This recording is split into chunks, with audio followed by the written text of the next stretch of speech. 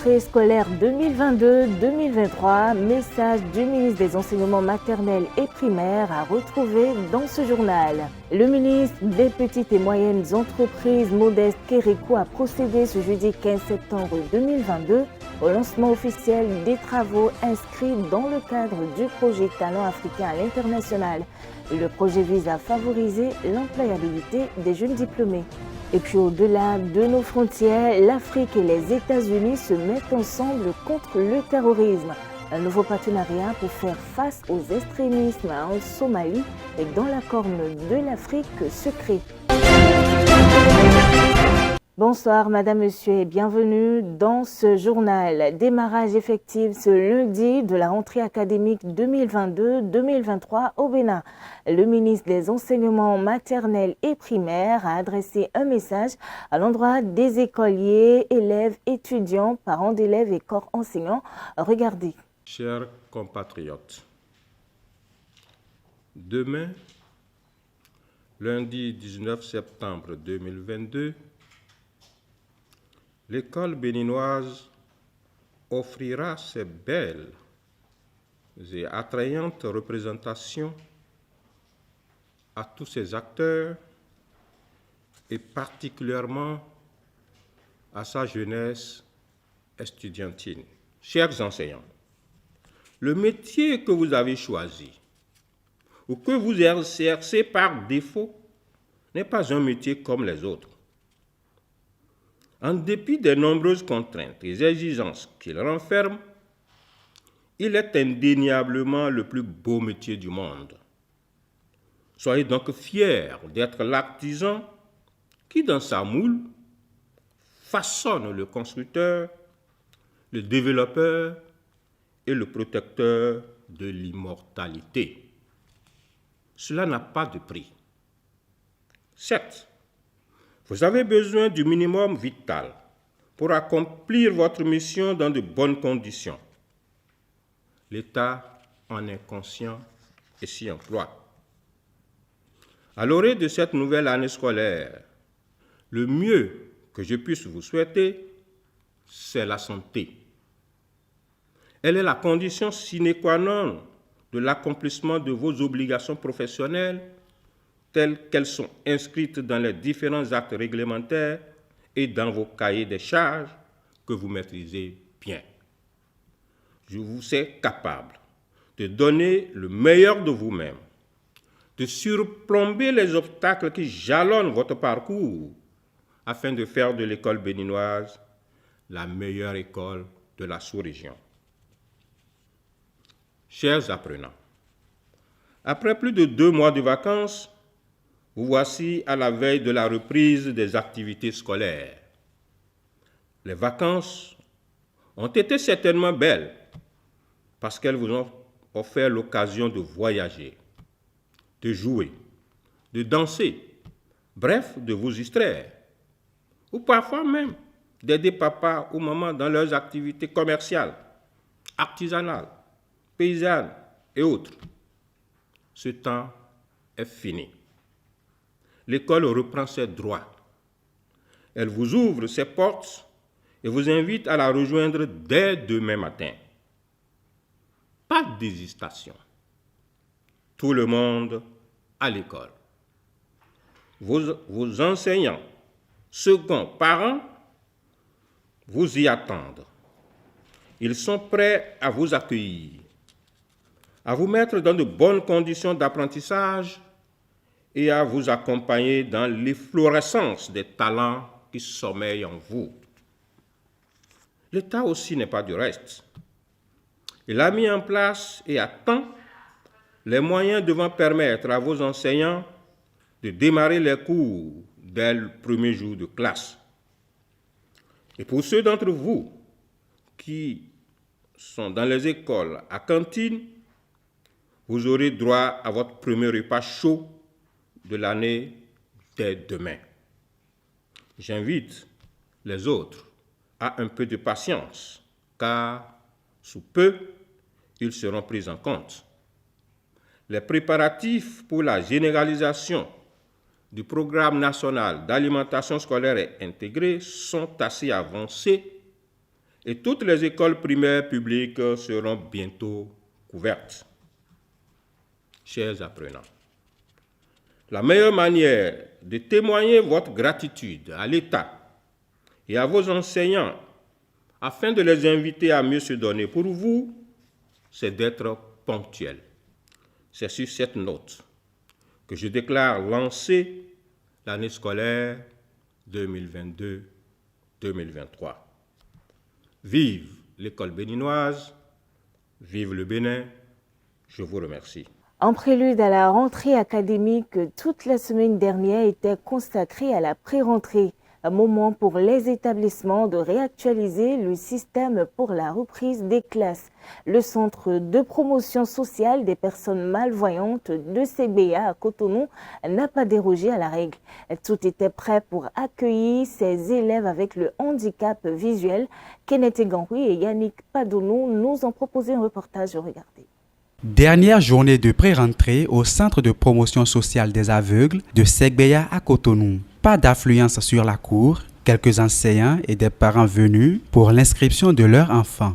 C'est le cas de cette dame et sa fille. Je suis venue ici pour inscrire ma fille à l'école. Bon, elle veut juste commencer maintenant. Bon, comme il y a l'école des aveugles ici, je l'ai amenée, elle est une fille malvoyante. Donc je l'ai amenée pour pouvoir l'inscrire à l'école pour qu'elle reçoive aussi l'éducation. Pour cela, je suis ici ce matin. On est déjà prêt, on a tout fait. Elle va commencer le lundi par la grâce de Dieu. Du côté de l'administration du centre, on nous rassure que la période de pré-rentrée s'est bien déroulée, un peu comme dans les établissements scolaires pour les enfants normaux. La pré-rentrée a commencé le lundi passé. Donc ça a été la même chose ici au centre des aveugles de Segbeya par l'ouverture de nos portes, la fréquentation des parents pour l'inscription de leurs enfants. La particularité ici, c'est que nous avons un internat. Donc du côté de la cantine aussi, on est en train de s'atteler pour pouvoir accueillir les enfants ici à l'internat à partir de dimanche soir. Nous avons une maternelle inclusive où nous accueillons les enfants dits normaux avec nos enfants à besoins spécifiques. C'est une spécificité aussi de la maison. Et puis, l'autre chose que nous faisons également, c'est que quand nos enfants obtiennent le CEP, ils sont intégrés au collège d'à côté, au collège du Segbeya. Donc, nous sommes également en train de nous atteler pour inscrire nos enfants déjà au collège Segbeya.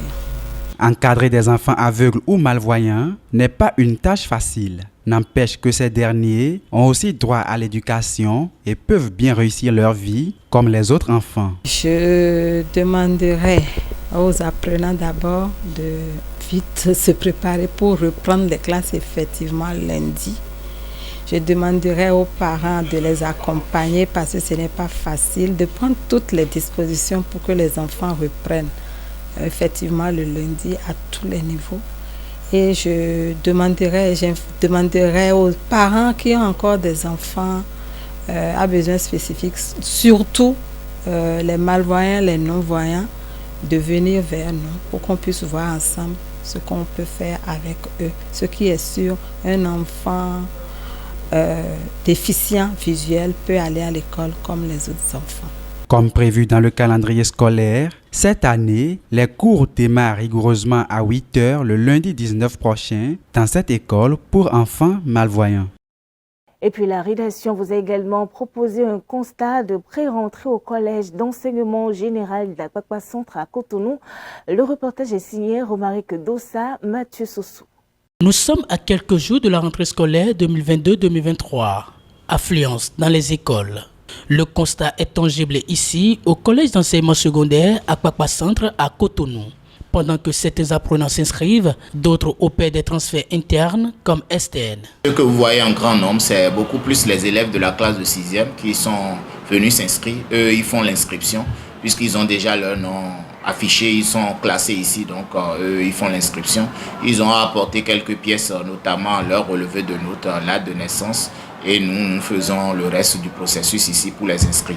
Alors les autres catégories, c'est les élèves de 5e, 4e jusqu'en terminale qui eux sont là et qui pour le transfert, d'accord, qui pour retirer certains documents, notamment les certificats de scolarité. Donc c'est ça qui fait que nous avons l'influence. Étant donné que nous sommes aussi dans la pré-rentrée, il faut que le lundi, ça puisse démarrer réglo. C'est pourquoi vous voyez l'affluence. Et le lundi, nous allons commencer. Puisque nous avons pris les taureaux un peu tôt par l'école, nous sommes pratiquement déjà à près de 150 transférés. Ailleurs, nous sommes à près de 150 aussi arrivés. Donc, globalement, c'est ce que nous constatons. Nous avons procédé à l'affichage des emplois du temps, des classes aussi, d'accord. Ceux qui sont les anciens, ils passent déjà pour vérifier, pour voir où est-ce qu'ils sont inscrits, est-ce qu'on a changé de classe, etc. Donc, je pense que c'est la pré-rentrée, comme je l'ai dit tout à l'heure, et nous sommes fin prêts. La particularité depuis plusieurs années dans le système éducatif béninois, aucun transfert physique n'est validé dans les écoles s'il n'est pas confirmé en ligne sur le dispositif EducMaster. Oui, c'est révolutionné. Il y a deux types de transferts désormais. Il y a le transfert physique qui consiste, n'est-ce pas, à remplir des fiches ici et la fiche de transfert à envoyer sous pli fermé au collège d'accueil. Mais il y a la particularité, c'est le transfert numérique. On doit pouvoir transférer l'élève, n'est-ce pas, à partir de son numéro EducMaster. On doit le transférer de notre collège vers le collège d'accueil. Donc ça se fait aussi une fois que nous avons fait les formalités physiques. Nous procédons également aux formalités numériques pour que lorsque l'enfant arrive là-bas, on sait déjà qu'il est transféré. Sinon, arrivé une fois sur place là-bas, on peut l'accepter, mais sous réserve, n'est-ce pas, que le transfert numérique soit fait. Et il y a aussi une particularité là, surtout à partir du second cycle. Il n'y a plus aujourd'hui on transfert seconde AB, première AB, terminale AB, non. Soit c'est A, soit c'est B. Donc voilà un peu la particularité. Si cela n'est pas fait, l'enfant ne sera pas accepté dans son collège, dans le collège d'accueil. Aussi, pour ceux qui vont dans les privés, ceux qui quittent ici pour aller dans les privés, eux aussi ils doivent procéder à ce transfert numérique-là. Sinon, ils ne seront pas acceptés. Parce que ça permet, n'est-ce pas, de voir aussi, et c'est ça le but d'ailleurs de la plateforme EducMaster, ça permet de voir le mouvement des apprenants sur tout le territoire national. Apprenants et enseignants reprennent rigoureusement ce lundi 19 septembre 2022 le chemin des classes conformément au calendrier scolaire 2022-2023. L'ONU-SIDA appuie la cellule Cœur d'Espoir du ministère des Affaires sociales et de la microfinance en matériel informatique. La cérémonie de réception du lot de matériel a eu lieu à la salle de conférence du dit ministère.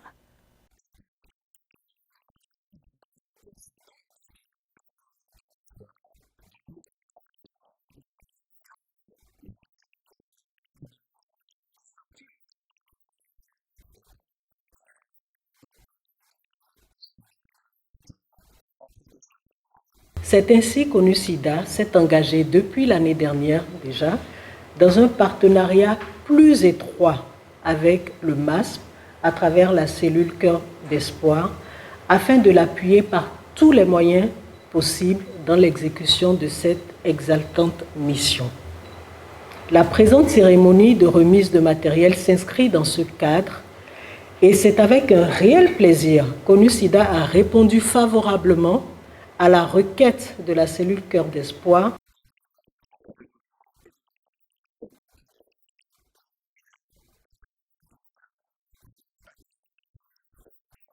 C'est avec beaucoup de plaisir que je prends la parole pour exprimer ma profonde reconnaissance à l'endroit de l'ONU-SIDA pour tout l'accompagnement depuis le début de notre partenariat en 2020 que je qualifie de riche et très fructueuse.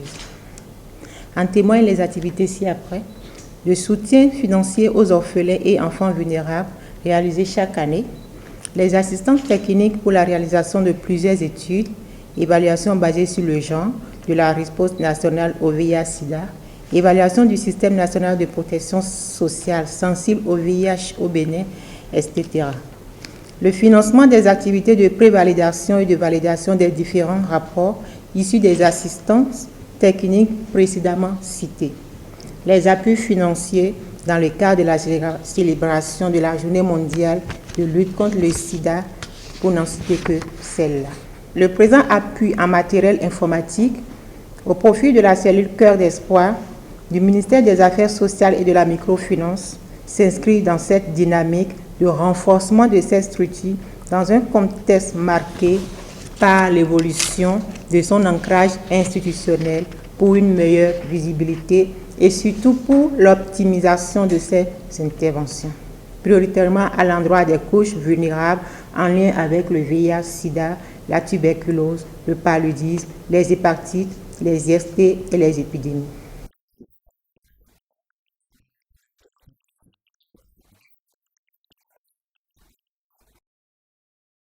Atelier de validation du rapport de l'évaluation du système de protection sociale lié au VIH-Sida au Bénin. La séance tenue à Cotonou ce jeudi 15 septembre a connu la participation de plusieurs acteurs de la santé. Validation du rapport de l'évaluation du système de protection sociale lié au VIH au Bénin. C'est cette thématique qui a réuni à Cotonou ces acteurs des affaires sociales nationaux et internationaux.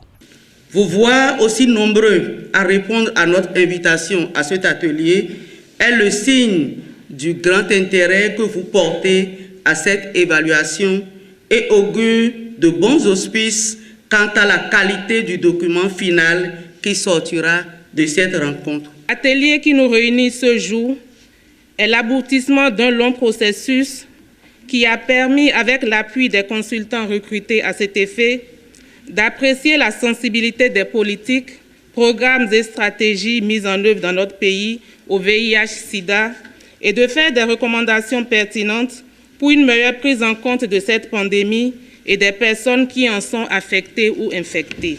L'importance du système de protection sociale et le rôle des acteurs ont été également rappelés au cours de cette séance.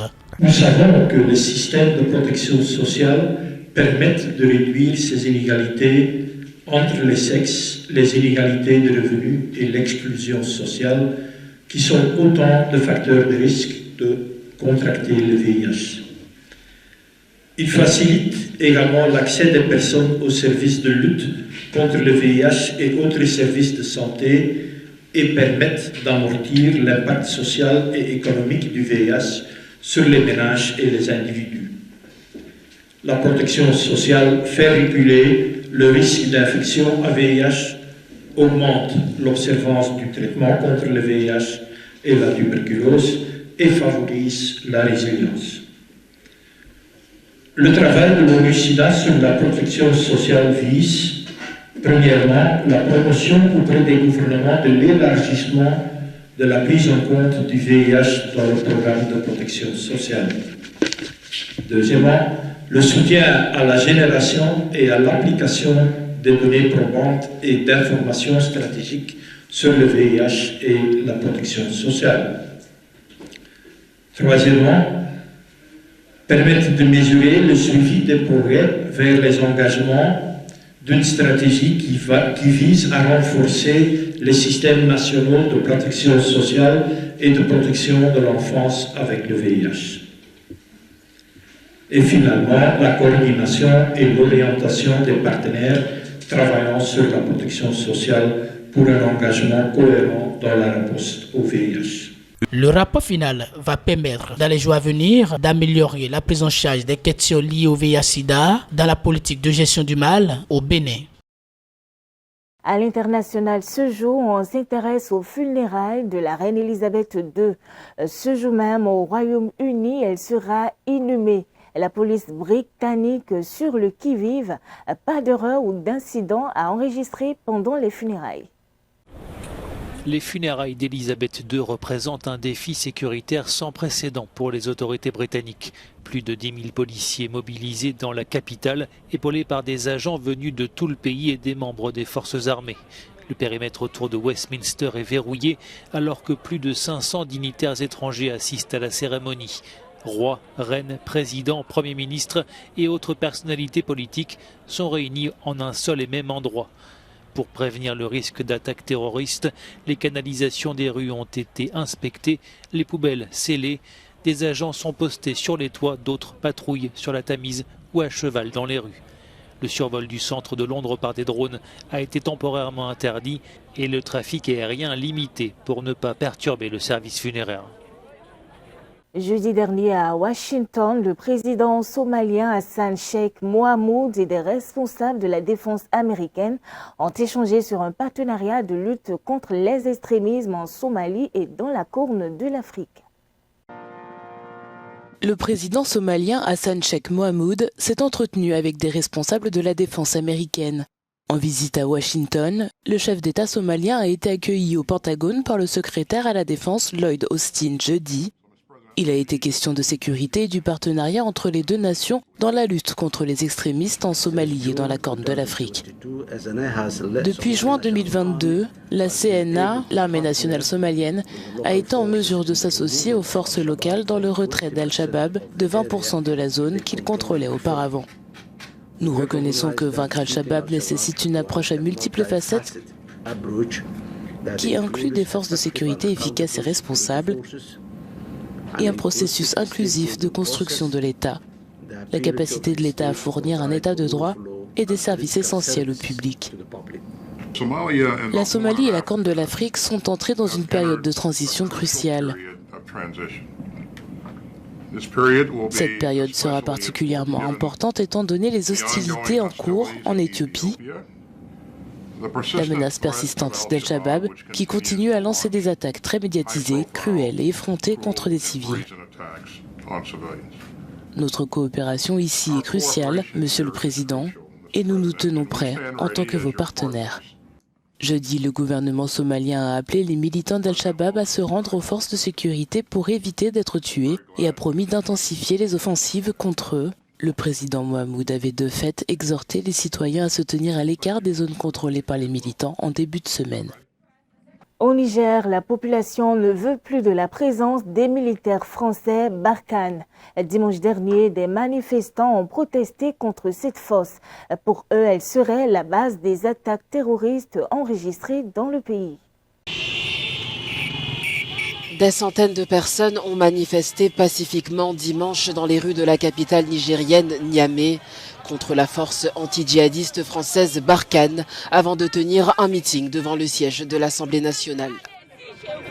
Nous ne voulons plus de vous. Poussés hors du Mali, quelques 3000 militaires français sont toujours déployés dans le Sahel, notamment au Niger, l'un des principaux alliés de la France dans cette région. Les slogans anti-français parce que nous exigeons le départ immédiat de la force Barkhane au Niger, qui aliène notre souveraineté, qui est en train de déstabiliser le Sahel. La France aujourd'hui empêche toute possibilité de collaboration et de coopération basée sur la confiance entre notre pays et le Mali pour endiguer le terrorisme qui n'est qu'une invention et une création de la France à partir de l'assassinat de Kadhafi. Ces derniers mois, plusieurs manifestations anti-françaises ont lieu au Sahel, notamment fin novembre 2021, lorsqu'un convoi de Barkhane parti d'Abidjan en Côte d'Ivoire pour rejoindre Gao au Mali avait été caillassé par des manifestants à Kaya au Burkina Faso. On a décidé de sortir pour dire non, pour que le monde entier sache que vraiment nous ne sommes pas derrière la petite France.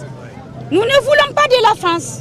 Nos militaires nous suffisent. Dans le courant du mois d'août, le mouvement M62, à l'origine de cette manifestation, avait lancé une pétition contre la présence de Barkhane au Niger. Jeudi dernier, au Mali, la junte au pouvoir a prolongé la joute diplomatique et verbale avec la Côte d'Ivoire sur le sort de 46 soldats ivoiriens détenus en l'assortissant d'une mise en garde à l'adresse de la communauté économique des États de l'Afrique de l'Ouest. Comme à l'accoutumée, c'est à travers un communiqué lu à la télévision nationale que le gouvernement de transition au Mali a répondu à Abidjan dans l'affaire des 46 soldats détenus depuis juillet dernier. Bamako rejette catégoriquement l'idée de faire appel à la CEDEAO dans un dossier purement judiciaire et bilatéral et met par ailleurs en garde contre toute instrumentalisation de cette institution communautaire par les autorités ivoiriennes pour se soustraire à leurs responsabilités. Seule la médiation engagée par le Togo est l'unique cadre de règlement du dossier, souligne le communiqué. Alors que les autorités ivoiriennes accusent Bamako d'avoir pris en otage ces soldats, la transition malienne insiste sur le fait que ces militaires n'avaient pas été reconnus par la MINUSMA comme faisant partie des éléments nationaux de soutien. De plus, Berlin avait admis n'avoir aucun lien contractuel avec ses soldats arrêtés à l'aéroport. Pour le Mali, le gouvernement ivoirien fait volte-face après avoir reconnu des manquements et des incompréhensions dans cette affaire. Des Kenyans sont mécontents de la fin des subventions sur le carburant.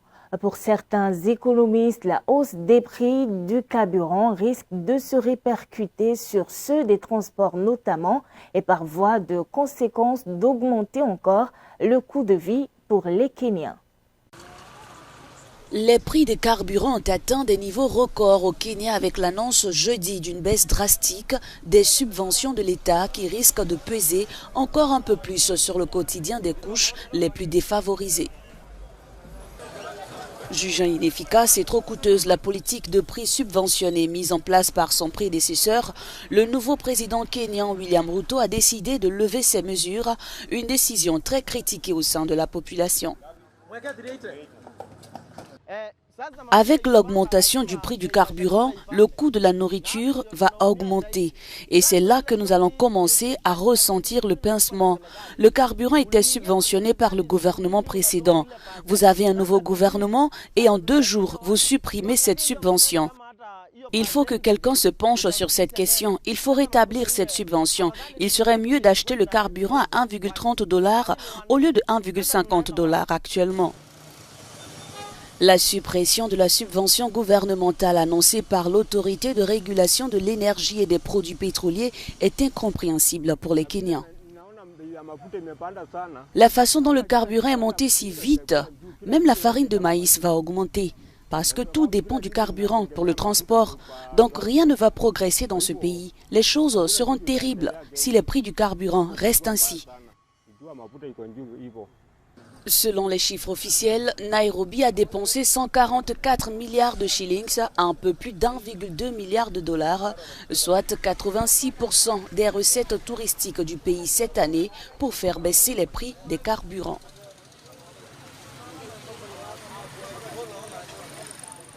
Et c'est déjà la fin de ce journal. Merci Madame, Monsieur d'avoir pris du plaisir à nous suivre. Retrouvez-nous sur l'ensemble de nos plateformes digitales, notre site internet, notre page Facebook, notre compte YouTube avec l'identifiant Speedlane TV.